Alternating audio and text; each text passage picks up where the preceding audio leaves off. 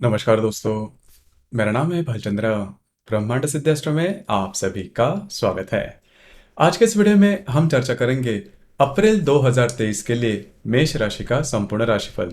कैसे होंगे ग्रह योग, कैसे होंगे ग्रहों के राशांतर और वो आपके राशि पर किस प्रकार से प्रभाव करने वाले हैं, कौन से निर्णय आपको लेने हैं, कौन से निर्णय आपको डालने हैं, आपके जीवन का ऐसा कौन सा क्षेत्र है जो कि सबसे ज्यादा प्रभावित होने वाला है, सभी के बारे में डिटेल में चर्चा इस वीडियो में हम करने वाले हैं। जैसे कि आप यहाँ पर देख रहे हो, ये जो कुंडली है वो मेष राशि की कुंडली है।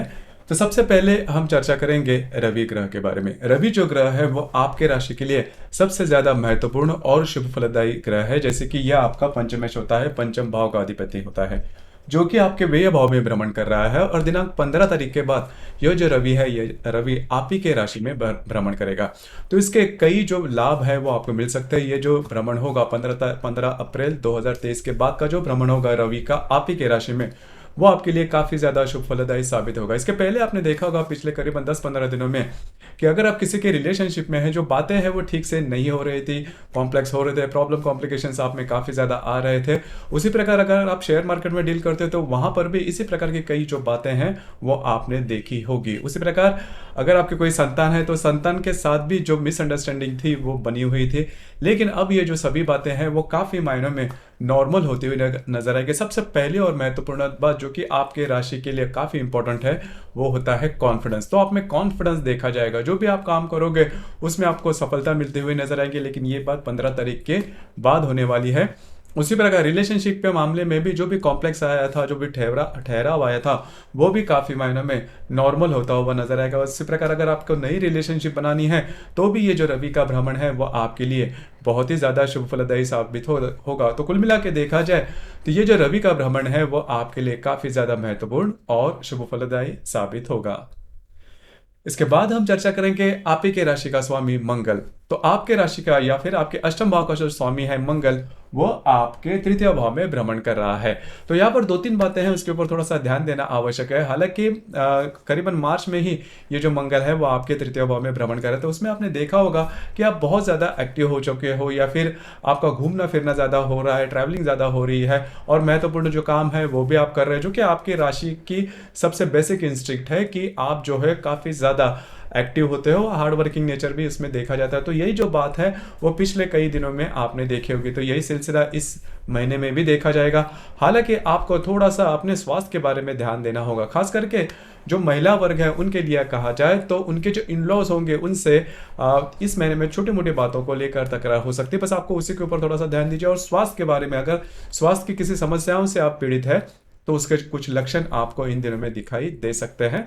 आपको इसी के ऊपर थोड़ा ध्यान देना आवश्यक होगा।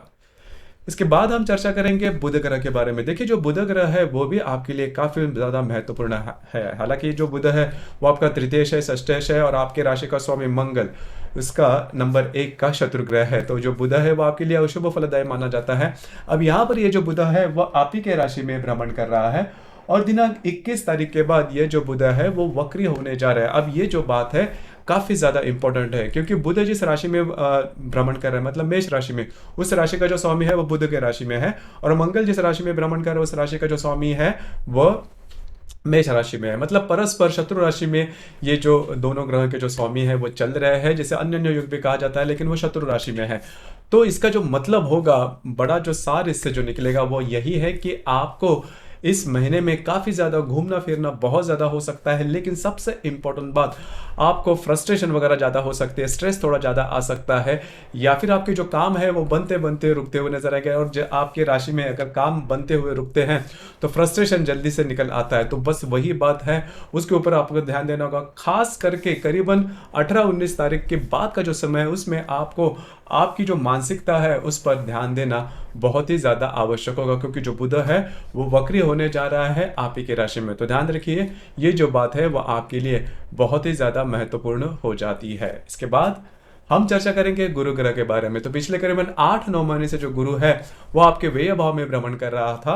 अब ये जो गुरु है ये आपका भाग्येश भी है, व्ययेश भी है, आपके लिए सबसे महत्वपूर्ण ग्रह है जो कि आपके व्यय भाव में भ्रमण कर रहा था। और दिनांक 23 तारीख के बाद मतलब 23 अप्रैल के बाद ये आप ही के राशि में भ्रमण कर रहा है। लेकिन मोटे तौर पर अगर देखा जाए तो ये स्लो मूविंग प्लैनेट है, मतलब ऐसा नहीं है कि 23 तारीख में आपके राशि में आने के बाद 24 तारीख से ही पूरी तरह से जो नज़ारा है वो बदल जाएगा, ऐसा बिल्कुल भी नहीं। मतलब इसके जो परिणाम है वो आपको मई के फर्स्ट वीक से मिलना शुरू हो जाएंगे।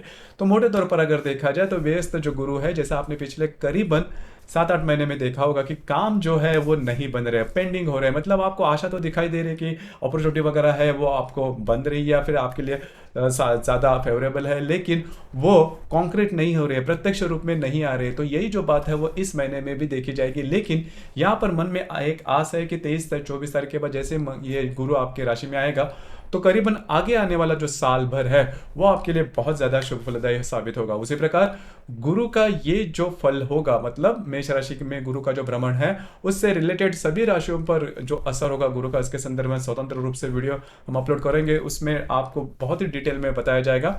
लेकिन वैसे भी देखा जाए तो ये जो गुरु का भ्रमण आपके राशि में 23 तारीख के बाद होगा वो उसके जो परिणाम होंगे वो आपको मई से मिलना शुरू हो जाएंगे।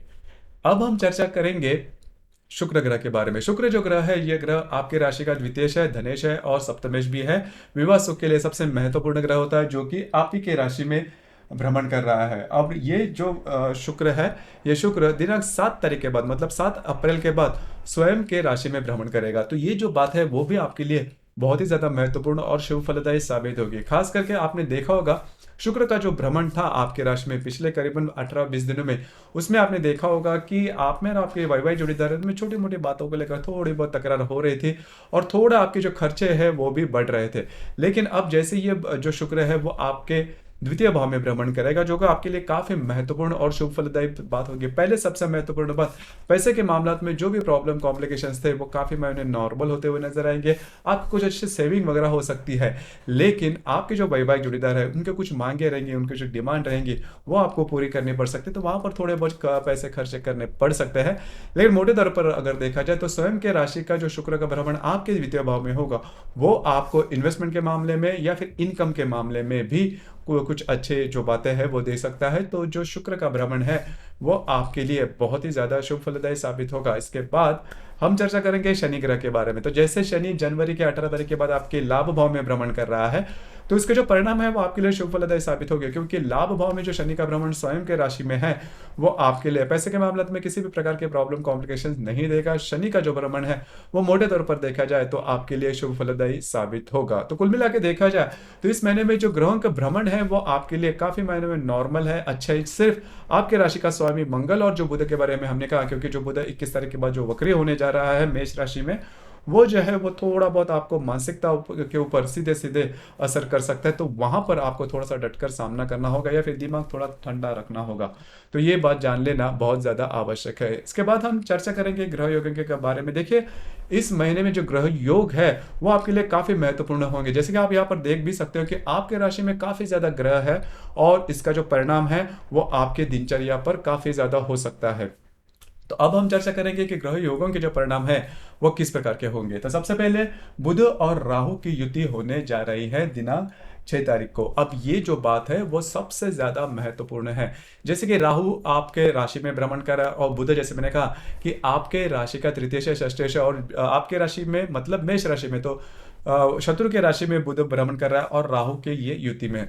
2-3 बातें उसके ऊपर थोड़ा सा ध्यान दीजिए, ये बात बहुत महत्वपूर्ण है।